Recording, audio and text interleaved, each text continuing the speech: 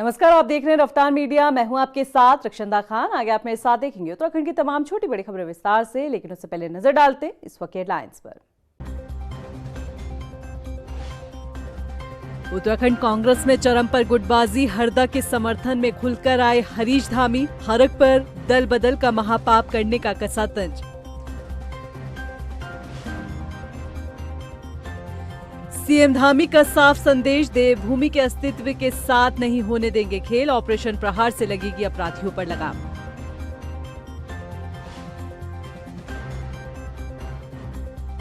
रामनगर में बीजेपी ने शुरू किया पंडित दीनदयाल उपाध्याय प्रशिक्षण अभियान, सीएम ने की शिरकत, कार्यकर्ताओं को दिया 2027 का मूल मंत्र। और उत्तराखंड निर्वाचन आयोग ने ईवीएम की विश्वसनीयता पर उठाए सवालों का किया खंडन, बॉबी पवार की वीडियो का फैक्ट चेक, भ्रामक जानकारी से बचने की अपील। हेडलाइंस के बाद बुलेटिन में खबरें विस्तार से, और बात सबसे पहले कर लेते हैं उत्तराखंड कांग्रेस की। उत्तराखंड में 2027 में सत्ता में वापसी के दावों के बीच कांग्रेस का एक पुराना रोग फिर से उभर कर आ गया है। हालात ये हैं कि बात सामूहिक इस्तीफे और पार्टी के टूटने तक की चर्चा होने लगी है। अफसोस इस बात का भी है कि इस मसले पर कांग्रेस के स्थानीय पदाधिकारी चुप्पी साधे हुए हैं और एक धड़ा ताबड़तोड़ बयानबाजी कर रहा है। ये रिपोर्ट देखिए। 2027 के विधानसभा चुनाव में जीत दर्ज कर सत्ता में वापसी के दावे कर रही कांग्रेस के लिए हालिया कुछ दिन बेहद मुश्किल भरे साबित होते नजर आ रहे हैं। हालात ये हैं कि पार्टी के मौजूदा विधायक अब पार्टी के नेताओं को सामूहिक इस्तीफा देने के लिए प्रेरित कर रहे हैं। दरअसल ये पूरा मामला हरीश रावत की नाराजगी से जुड़ा हुआ है। हरीश रावत ने जिस तरह से अचानक 15 दिनों के राजनीतिक अवकाश का ऐलान किया, उसके बाद से ही चर्चाएं होने लगी कि कहीं कुछ न कुछ तो गड़बड़ है। धीरे धीरे कहानी सामने आई और खुलासा हुआ कि पूरा मामला हरीश रावत के करीबी संजय नेगी की पार्टी में ज्वाइनिंग टले जाने से जुड़ा हुआ है। ज्वाइनिंग टली तो हरदा नाराज हुए और इतने नाराज हुए कि राजनीति से ही 15 दिन का अवकाश ले लिया। हरदा की नाराजगी की खबरों के बीच अब उनके बेहद करीबी विधायक हरीश धामी ने भी नया बम फोड़ दिया है। हरीश धामी ने अपनी सोशल मीडिया अकाउंट पर कुछ ऐसा लिख दिया जिसने समूची पार्टी में ही भूचाल ला दिया। हरीश धामी ने लिखा कि हरक सिंह रावत जी ने जो बयान दिया है वो बहुत निंदनीय है। हरक सिंह रावत वही व्यक्ति हैं जिन्होंने साल 2016 में कुछ विधायकों को बीजेपी में शामिल कर उत्तराखंड में कांग्रेस की सरकार को अस्थिर करने का काम किया था। हरक सिंह रावत जी द्वारा ही इस देवभूमि में दल बदल का महापाप हुआ था, जिसके बाद कांग्रेस को बहुत मुश्किलों का सामना करना पड़ा। इसलिए हाईकमान को इस बात को ना भूलकर इस बात का भी संज्ञान लेना चाहिए कि जो एक बार धोखा दे सकता है वो दोबारा भी दे सकता है। साथ ही मैं सभी हरीश रावत जी के समर्थकों से ये कहना चाहता हूँ कि हम सबको आदरणीय हरीश रावत जी के आत्मसम्मान के लिए सामूहिक इस्तीफा दे देना चाहिए। जहां हमारे नेता वहां हम। हरीश धामी के सामूहिक इस्तीफे वाली बात ने पार्टी को परेशान कर दिया है। अगर ऐसा हुआ तो ये माना जा रहा है कि पार्टी में न सिर्फ गुटबाजी चरम पर आ जाएगी, बल्कि पार्टी के टूटने का खतरा भी पैदा हो जाएगा। हरीश रावत खेमे के प्रदीप टमटा और गोविंद सिंह कुंजवाल भी धामी से पहले इशारों में अपनी नाराजगी जता चुके हैं। ऐसे में न सिर्फ उत्तराखंड कांग्रेस के नेताओं बल्कि दिल्ली में बैठे कांग्रेसी नेताओं के माथे पर बल आना लाजमी है। गणेश गोदियाल जिस तरह से बीजेपी के 6 नेताओं को तोड़कर वाहवाही लूटने की कोशिश में थे, अब ऐसा लग रहा है कि उन्हें इस वाहवाही से अधिक अपने रूठे नेताओं को मनाने पर फोकस करना होगा। देहरादून से सुशांत सिंह के साथ ब्यूरो रिपोर्ट। 2027 में विधानसभा चुनाव होने हैं और ऐसे में दल बदल की राजनीति शुरू हो चुकी है, लेकिन इस दल बदल से कांग्रेस में अंदरूनी खींचतान भी बढ़ गई है। दिल्ली में हुई ज्वाइनिंग के बाद एक तरफ जहां हरीश रावत नाराज हैं, तो वहीं दूसरी तरफ हरदा के समर्थक भी खुलकर सामूहिक इस्तीफे की बात कर रहे हैं। ये रिपोर्ट देखिए। तो फिर उत्तराखंड में टूटेगी कांग्रेस। चुनाव से पहले कांग्रेस में बवाल, 2 धड़ों में बटी उत्तराखंड कांग्रेस। हरदा के लिए अब सामूहिक इस्तीफा। उत्तराखंड में सत्ता वापसी का सपना देख रही कांग्रेस पार्टी अब 2 धड़ों में बटी हुई नजर आने लगी है। कार्यकर्ताओं का जोश भी अपनी ही पार्टी के वरिष्ठ नेताओं की गुटबाजी के चलते ठंडे बस्ते में जाने लगा है। राजनीति से 15 दिन का ब्रेक लेने के बाद अब हरीश रावत का दर्द सामने आने लगा है। उत्तराखंड कांग्रेस के वरिष्ठ नेता अपनी ही पार्टी के नेताओं से नाराज है, तभी तो अब वो साफ साफ कह रहे हैं कि कई लोग हैं जिनको मैंने उंगली पकड़कर खड़ा करने का काम किया, वो आज कहते हैं कि हरीश रावत के हाथ कांपते हैं। हरीश रावत ने कटाक्ष करते हुए कहा कि उन्हें प्यार नहीं दिखाई दिया, बस कंपन दिखाई दिया, लेकिन हाथों में आज भी वो जज्बा है कि हम वक्त की धारा को बदल सकते हैं। वहीं हरीश रावत ने कांग्रेस नेतृत्व से भी साफ शब्दों में बता दिया है कि अगर साथ दोगे तो 2027 में तुम्हें उत्तराखंड में कांग्रेस की हुकूमत दूंगा। अगर कांग्रेस एक रहनी चाहिए, उसको आज कोई ये सिखाएगा यहाँ आकर के कि मैं कांग्रेस हूँ या फला कांग्रेस। अरे जिनको मैंने उंगली पकड़ करके खड़ा करने का काम किया, कल मैं तो जो है आज तो कई लोग हैं जिनको मैंने उंगली पकड़ करके हाथ पकड़ करके खड़ा किया, वो लोग कहते हैं कि हरीश रावत के हाथ तो कांपते हैं। जिन हाथों ने तुम्हारे सर को सहलाने का काम किया, उन हाथों में तुमको प्यार नहीं दिखाई दिया, तुमको केवल कंपन दिखाई दी। तुमने ये नहीं देखा कि उन हाथों के अंदर आज भी वो जज्बा है कि हम वक्त की धारा को बदल सकते हैं। आप हमारा साथ दीजिए। आज अक्रम का सवाल नहीं है, आप मुझको अक्रम दीजिए। मैं 2027 में उत्तराखंड में आपको कांग्रेस की हुकूमत देने का काम। कांग्रेस नेताओं के बयान के बाद अब ये साफ होने लगा है कि हरीश रावत का राजनीतिक ब्रेक का ऐलान अचानक से क्यों आया। इस ब्रेक के पीछे अपनों का हिदिया जख्म है, जिसे पहले तो छिपाने की कोशिश हुई पर अब उभर कर आ रहा है। यानी बात साफ है कि कांग्रेस की अंतरकलह चुनाव से पहले अब जग जाहिर हो गई है। वहीं हरीश की नाराजगी पर कांग्रेस अब खेमों में बटी हुई दिख रही है। संजय नेगी की ज्वाइनिंग न होने से नाराज हरीश रावत का साथ जहां कुंजवाल ने दिया, तो वहीं हरक ने कटाक्ष करते हुए कहा कि हरीश रावत अंतिम क्षणों में संजय का नाम सामने लाए थे, तब तक लिस्ट फाइनल हो चुकी थी। हरक सिंह रावत का कहना है कि पार्टी में कोई भी व्यक्ति पार्टी से बड़ा नहीं होता है और किसी भी व्यक्ति को कोई घमंड नहीं करना चाहिए। पार्टी ने सबको मौका दिया है और आज सबको पार्टी के लिए काम करना चाहिए। देखिए मैं देखो मैं एक नजर करूं, मैं एक चीज बता दूं, कोई ऊंचा मैं हूं चाहे कोई हूं, किसी व्यक्ति को कोई गलतफहमी हो जाती है, मैं कहूंगा जी मैं नहीं हूंगा तो कांग्रेस सरकार नहीं। और कौन होता है हरक सिंह रावत? ये गलतफहमी देखो मैं आज आप बता रहा हूं, घमंड नहीं होना चाहिए किसी को भी नहीं। और मुझे घमंड हो जाए कि नहीं मैं नहीं हूं तो मैं नहीं चाहूंगा तो नहीं आएगी सरकार, तो गलत बात है। अगर हम सच्चे हितैषी हैं उत्तराखंड के, इस समय देखिए हमारा पहला लक्ष्य है हरक सिंह रावत, हरीश रावत, प्रीतम गोदयाल नहीं हमारा लक्ष्य है। इस हमारा लक्ष्य है उत्तराखंड में भाजपा को हटाना, कांग्रेस सरकार को लाना।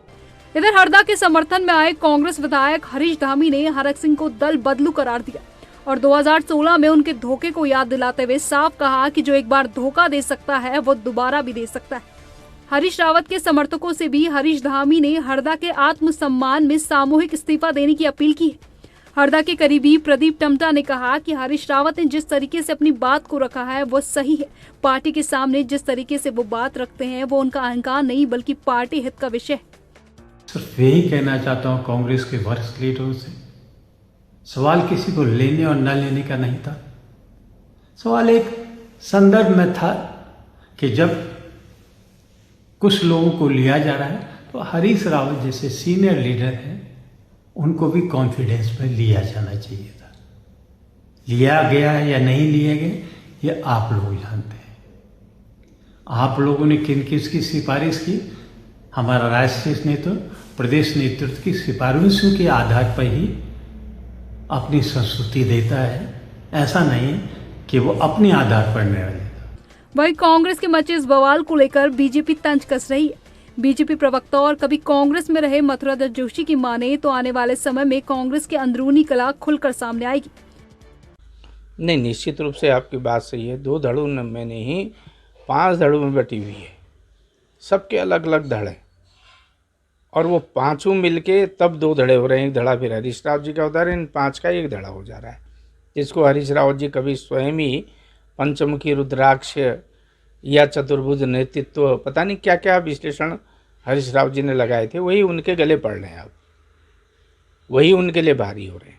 और कांग्रेस में निश्चित रूप से ज़बरदस्त अंतर्द्वंद है और हरीश रावत जी का बहुत ज़्यादा बड़ी उपेक्षा हो रही है, उनको अलग थलग करने की बात हो रही है। विधानसभा चुनाव के लिए लगभग साल भर का समय बचा है। ऐसे में एकजुटता के बजाय गुटबाजी में बटी कांग्रेस अब जनता से भी अपना भरोसा खोने लगी है। नेताओं की यह गुटबाजी कांग्रेस के लिए सबसे बड़ी चुनौती बन चुकी है। अलग अलग गुटों में बटी कांग्रेस चुनाव से पहले क्या साथ आ पाएगी, ये एक बड़ा सवाल है। रफ्तार मीडिया के लिए देहरादून से सुशांत सिंह की रिपोर्ट।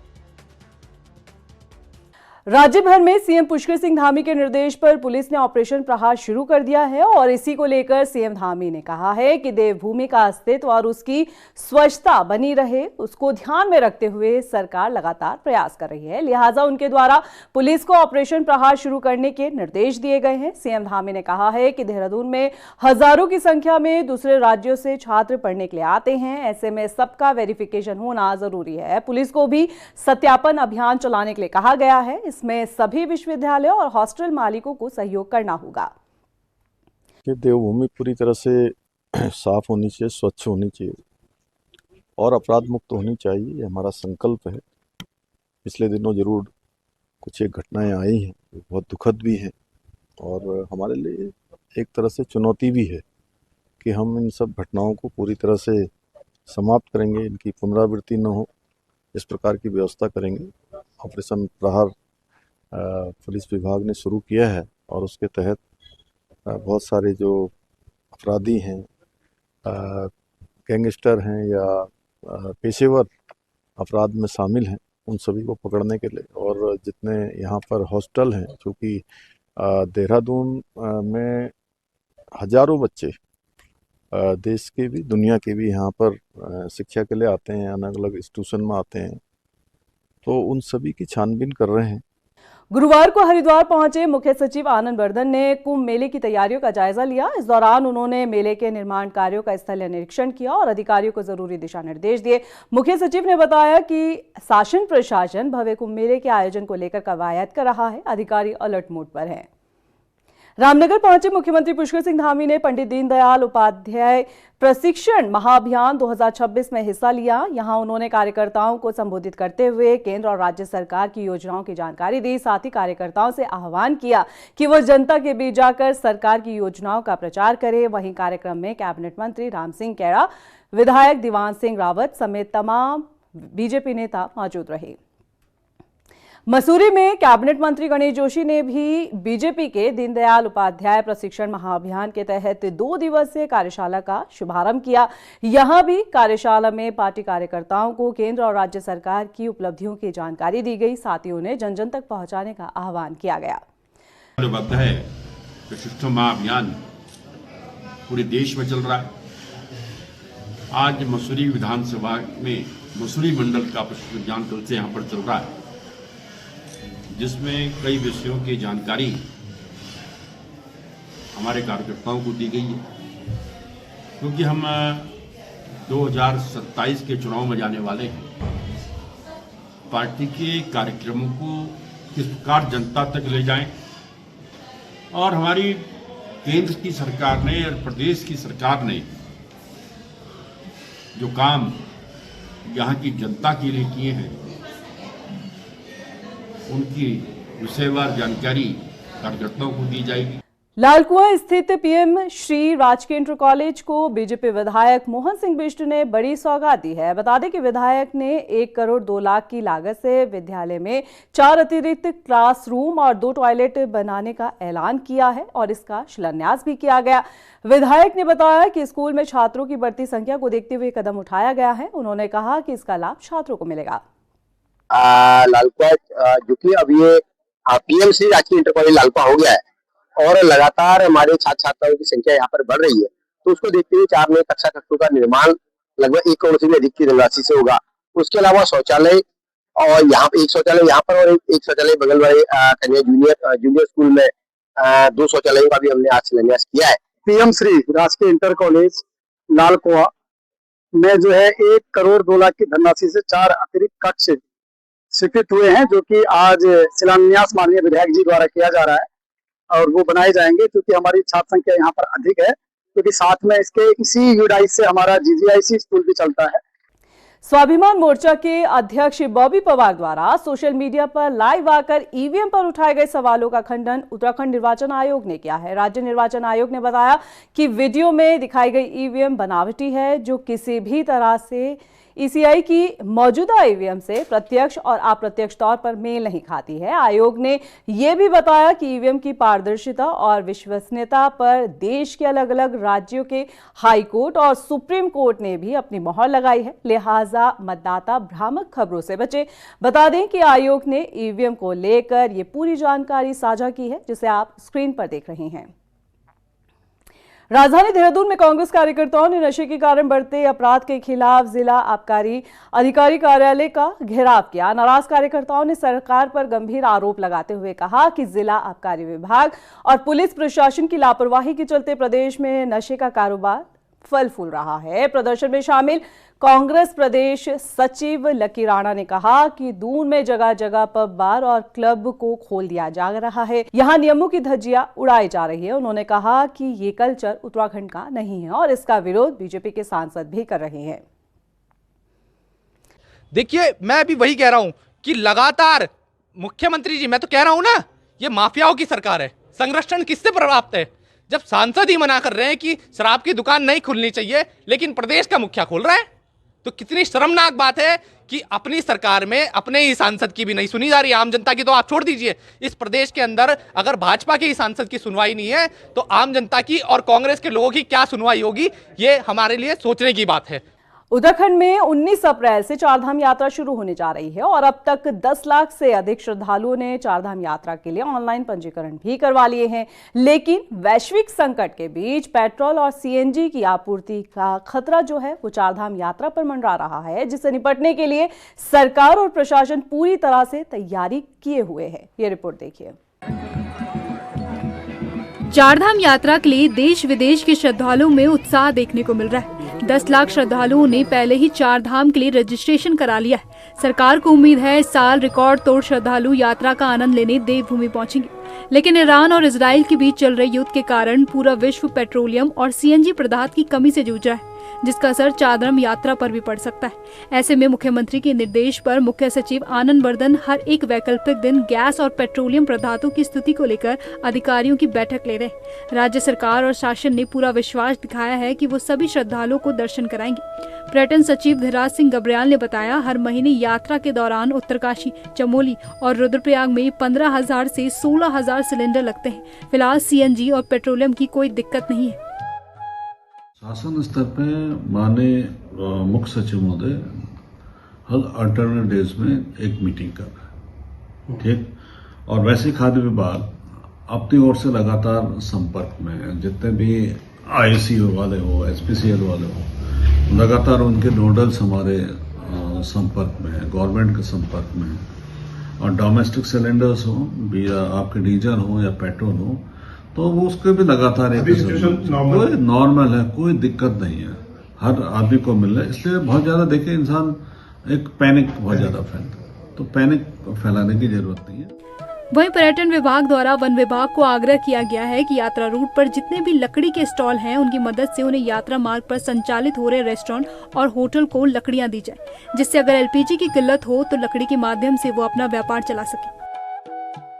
देखिए, उनकी भी एक कैपेसिटी हो सकती है कि कितना वो आपको उपलब्ध करा सकते हैं, लेकिन ऐसी स्थिति है कि जितने भी उनके लकड़ी के टाल है, 20-22 के करीब उनकी संख्या है इन 3 जिलों में, तो वहां पे लकड़ी उपलब्ध है। और सारे डिस्ट्रिक्ट मजिस्ट्रेट्स अपना इसको डिमांड भी अपना रेज कर रहे हैं और अपने असेसमेंट के हिसाब से किस जगह पर नए लकड़ी के टाल खोलने की जरूरत है, उसके लिए भी अपनी डिमांड वो लोग बढ़ा।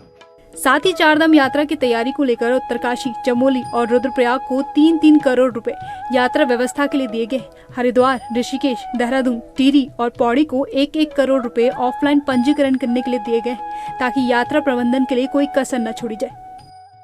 डिपार्टमेंट के पॉइंट ऑफ व्यू से अगर आप देखते हैं तो हम लोग की लगभग तैयारी पूर्ण है और हम लोग जितने भी श्रद्धालु हैं, तीर्थयात्री हैं, उनका हार्दिक अभिनंदन करने के लिए रेडी। उत्तराखंड में चारधाम यात्रा से लोगों की जीविका चलती है। छोटे व्यापारी अपनी मेहनत की कमाई से अगले 6 महीने के लिए अपने परिवार की आर्थिक स्थिति संभालते हैं। सरकार की प्राथमिकता है कि चारधाम यात्रा सुचारू रूप से चल सके, लेकिन बीते साल में आपदा और वैश्विक महामारी से यात्रा पर असर पड़ा। अब देखना होगा वैश्विक और राज्य आपदा से यात्रा पर कोई प्रभाव पड़ेगा या नहीं। रफ्तार मीडिया के लिए अशोक कुमार की रिपोर्ट। केंद्र और राज्य सरकार पशुओं में खुरपका और मुंहपका बीमारी की रोकथाम के लिए विशेष टीकाकरण कार्यक्रम चला रही है। इसी को लेकर गदरपुर के पशु चिकित्सक अधिकारी डॉक्टर रविशंकर झा ने बताया कि वैक्सीनेशन को लेकर अभियान चलाया जा रहा है। वैक्सीनेशन के लिए पशु चिकित्सक अधिकारी पशुपालकों के घर जाकर वैक्सीन लगा रहे हैं। उन्होंने कहा है कि प्रधानमंत्री की तरफ से गदरपुर को आकांक्षी ब्लॉक में चुने जाने के बाद 100% टीकाकरण अभियान चलाया जा रहा है और इसकी रिपोर्ट नीति आयोग को भेजी जाएगी।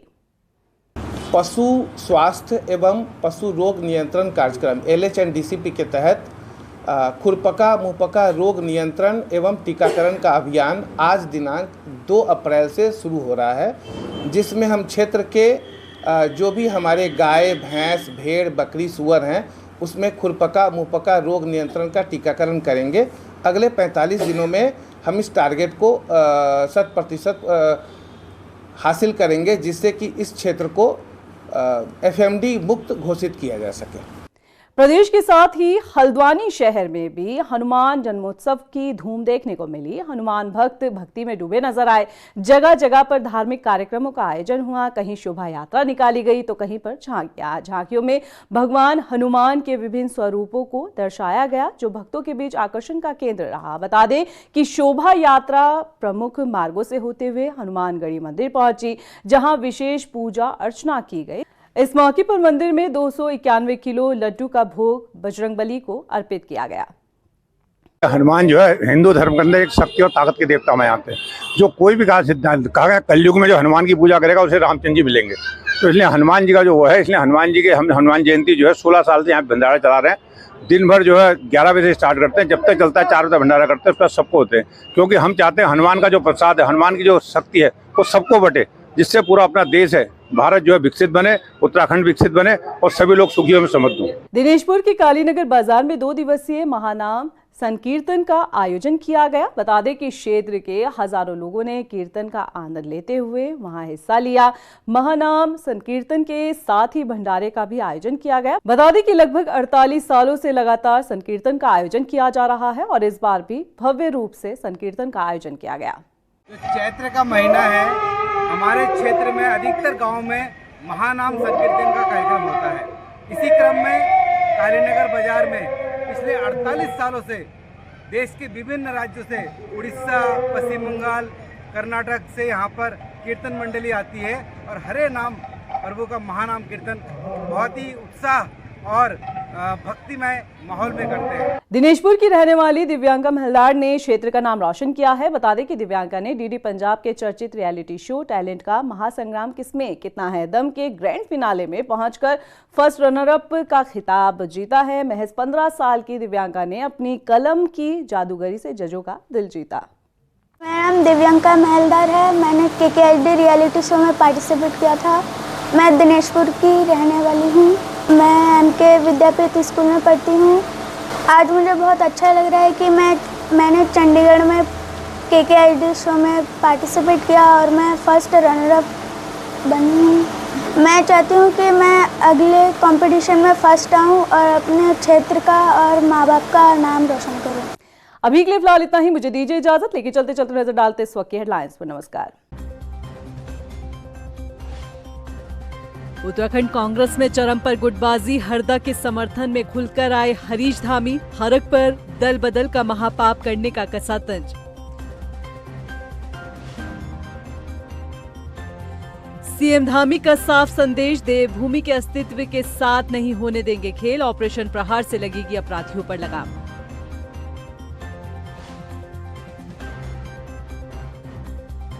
रामनगर में बीजेपी ने शुरू किया पंडित दीनदयाल उपाध्याय प्रशिक्षण अभियान। सीएम ने की शिरकत, कार्यकर्ताओं को दिया 2027 का मूल मंत्र। और उत्तराखंड निर्वाचन आयोग ने ईवीएम की विश्वसनीयता पर उठाए सवालों का किया खंडन। बॉबी पवार की वीडियो का फैक्ट चेक, भ्रामक जानकारी से बचने की अपील।